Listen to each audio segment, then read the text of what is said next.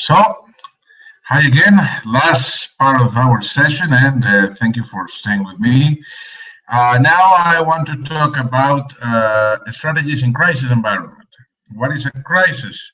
I don't want to be extremely philosophical here, but is any condition that may signal that we are getting into trouble to get our projected performance, or that we may be facing a uh, high impact threat to our business as usual condition.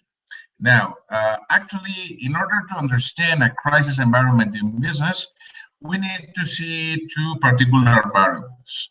In terms of industry, we may anticipate a crisis in business sectors that are reaching a level of stability regarding growth in demand, because it means that the market has reached a peak in which all the possible players are offering just everything that can fulfill the market promises, and the market is no longer demanding additional services.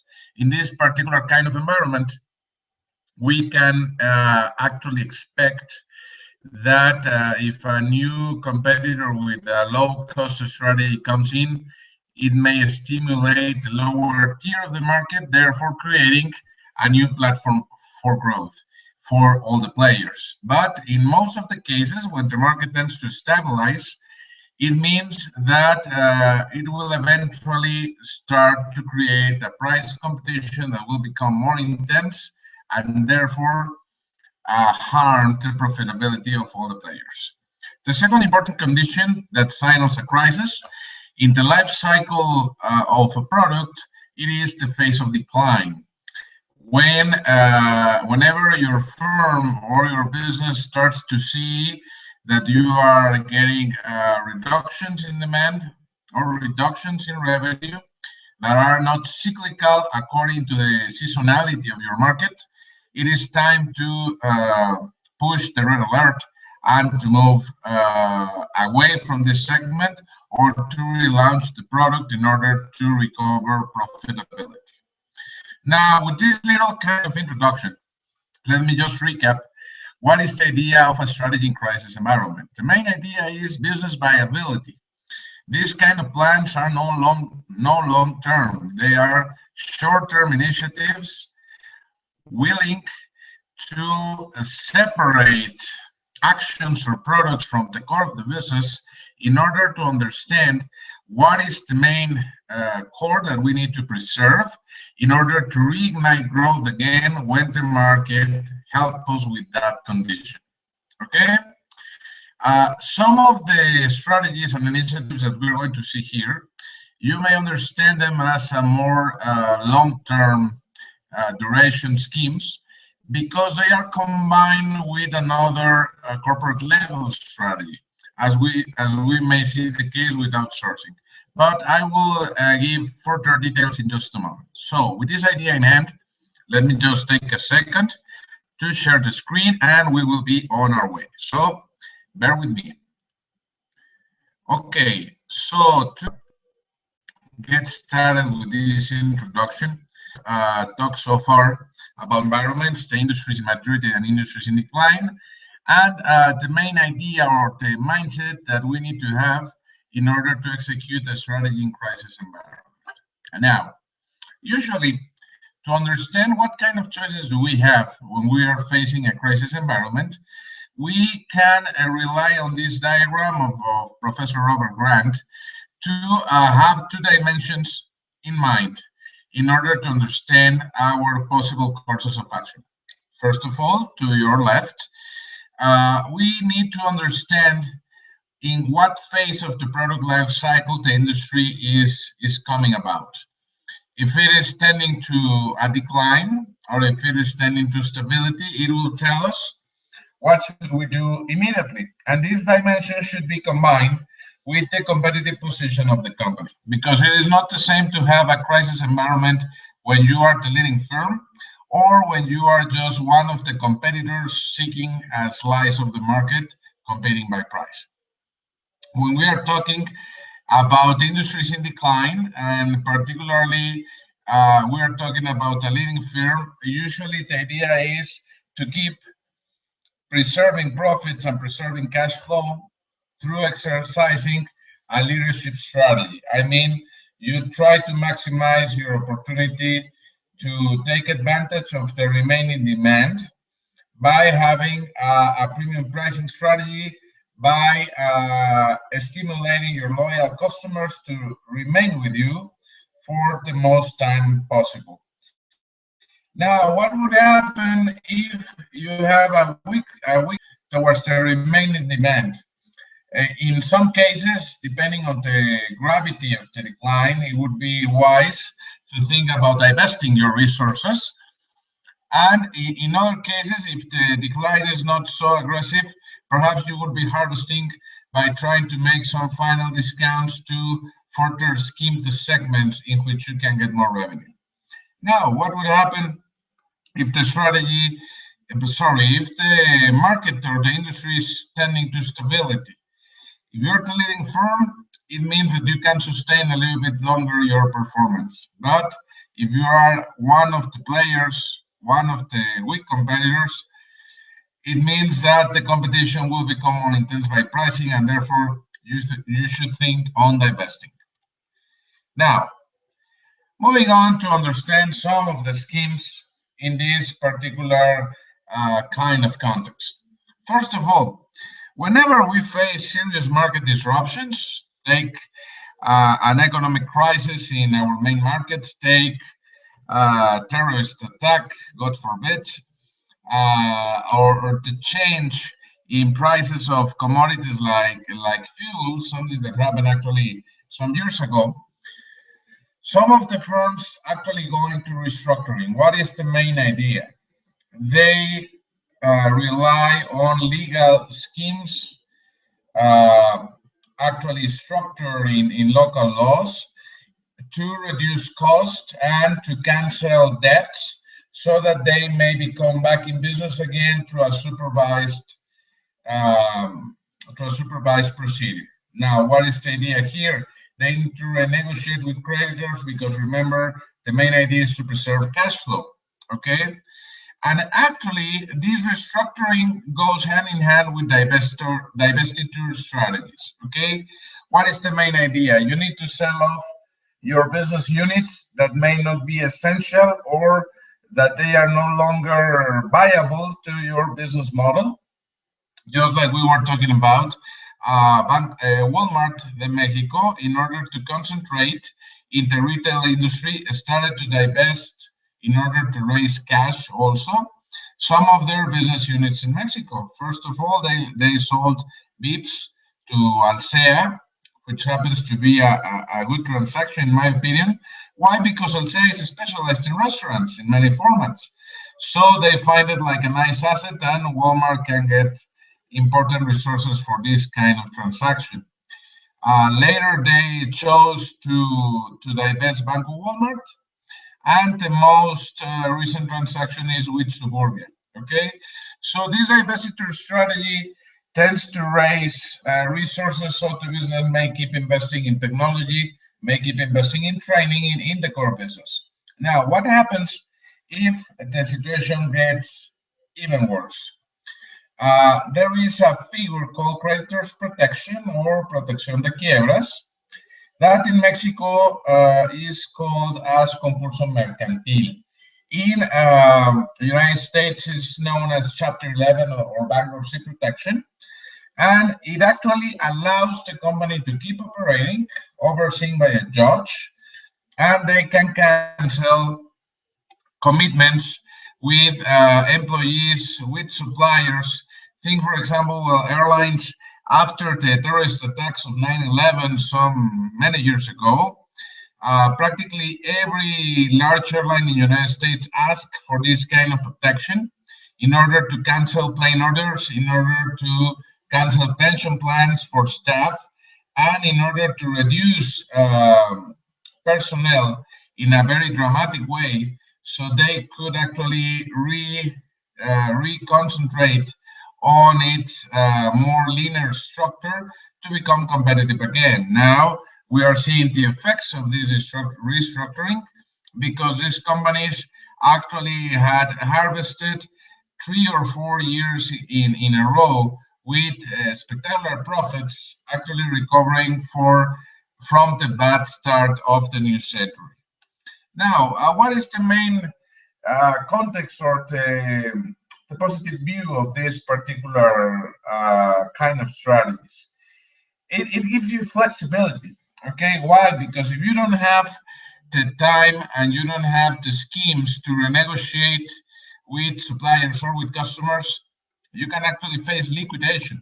So the main idea here is to free or to open up some resources so that you may keep the business afloat while reordering your efforts towards more sustainable markets or more sustainable business practices.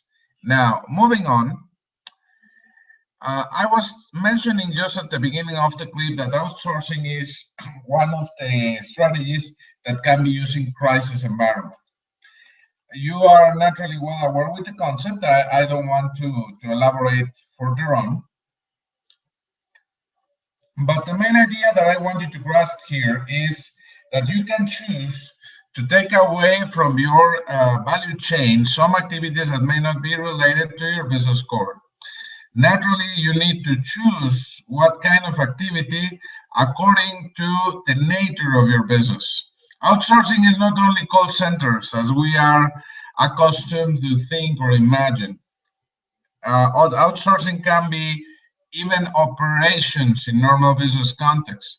In airline industry, for example, this company that I am putting you in the slide, Republic Airways, if measured by fleet, it would be one of the largest airlines in the world. It operates more than 200 planes, but yet not too many people in the world have heard before about them because they are a feeder. They are a company operating under contract for the larger players like United, like Delta, like American Airlines, and they even brand their planes with the corporate name of their customers. They operate with their standards.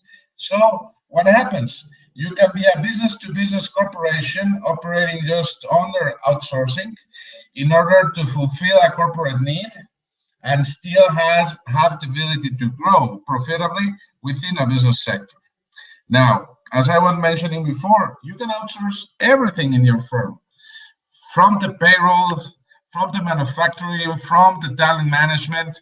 The main idea here, or the main resource is think always in the role in the value chain of the activity that you are intending to outsource. Why? Because usually the firms that offer this kind of resource are professional companies, very competent. But if they are not directly part of your structure, you may have a conflict regarding culture and performance, and this may be harmful for your customers. For example, Ernst & Young, a very renowned firm regarding consulting, regarding tax services. Naturally speaking, if you are investing a lot of resources on taking care of your accountancy and tax services, you may rely on this kind of firm. But if you're a bank, you should be able to carry on your own accountancy services. And we have lots of examples. Adecco, that manages talent, Filoa, just very known in the campus for handling all the cafeteria services. And we can keep going with this example. Now, another interesting fact, not only to react to crisis, but to proactively compete in a coordinated way, is something called consortiums or consortia in plural. And this idea comes from Far East because companies in Japan and in Korea tend to compete in an harmonic way, in a coordinated manner, and they actually seek fair conditions of negotiation so that all the suppliers along the chain can get benefits.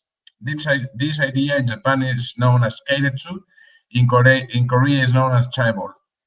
And the main logic of this is, if we take care of all the participants of the value chain, and we take care of fair conditions, good volumes of business, and quality, naturally speaking, we may find a good sustainable business for the long term. In Europe or in the Western world, the closest example I may find to this would be Airbus, the aircraft manufacturer. Airbus is now a collection of several European companies from United Kingdom, from France, from Germany, that actually got together because back in the 70s in Europe, all these national manufacturers were able to produce airplanes, but not in the scale and the technical mastery to compete with Boeing of the United States. So they decided to come together. They decided to even specialize the manufacturing. Some parts of Airbus planes would be done in Germany, some in Spain, some in France.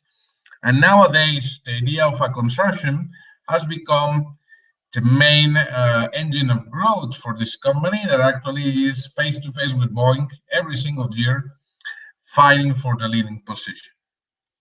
Now, just to close up this idea of the strategic choices for corporations, I just want to wrap up by giving you some criteria on how to work your way in a market.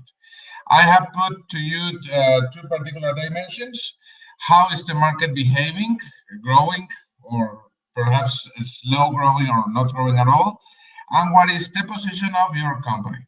So as you can see in the upper right zone, if we have the best context and the best resources, it's time to invest. It's time to commit resources to keep growing. What would happen in the extreme opposite, the lower left zone? It is usually wise to think about retirement strategies and to go beyond our normal sector to look for opportunities in unrelated diversifications.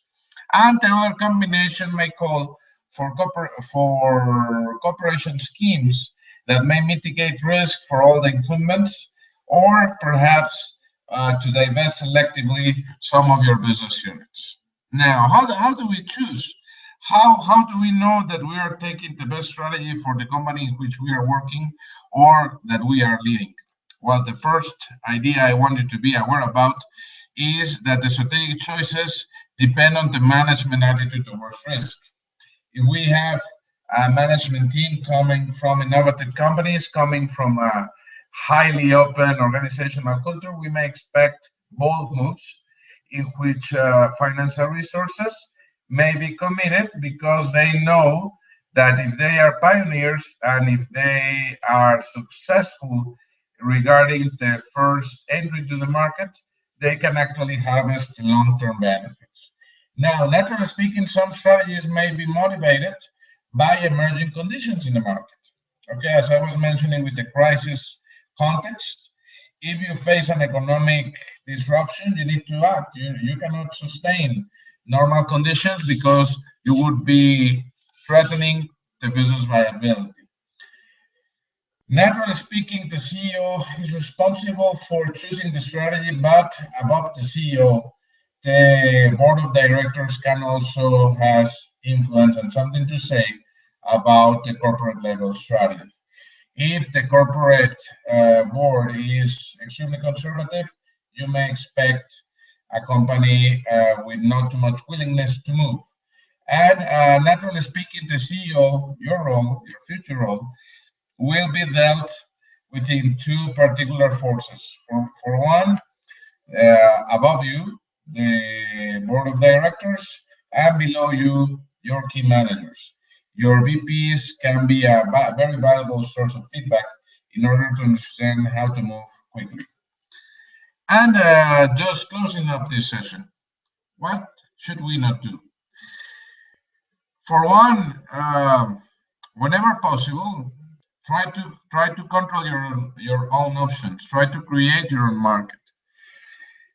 Naturally speaking, it's easier to say than to actually do it. But the main idea here is Create this discipline of keep monitoring the market, keep willing to move first. If you have information and insights, it's easier to do it. Why? Because when you are the reactive part of the market, you are not getting the big earnings. You are just getting what is left. And try to commit not only to the long term, not only to the big ideas. Okay, if we are talking in baseball terms, aiming for singles and doubles actually makes careers, makes running to base more likely than if you are aiming just for home runs. So try to capture short-term earnings, short-term customers, and this may be the base for long-term growth and a more healthy one. Now, important, be selective. Whenever we want to engage in an arms race or in a battle of wallets and just compete by price, we are aiming towards a very bad destination. So it is important in this exercise of environmental scanning to be willing to go for new opportunities instead of remaining in a red ocean, okay, of bad performance. And naturally speaking, focus is the strength of strategy, okay? Choose one course of action and don't try to combine it with two or three more schemes, okay? Try to see the effect, try to have a plan behind it, but try to make sure that the company has an alignment in a single course of action so the firm will do better under any kind of business environment. So with this idea in hand, we have closed so far the session, and I truly thank you about following this kind of tool. I hope that in our session with Danilo Correa, we will have this as a live session instead of a recorded one. But nevertheless, these resources are for you. I truly think that we have tried to make use of any possible resource to make the course meaningful. And I hope these materials will serve you well in the near time future, even after our class. So I bid you everyone good night, and I'll see you in Development Center session. So thank you very much. Good night.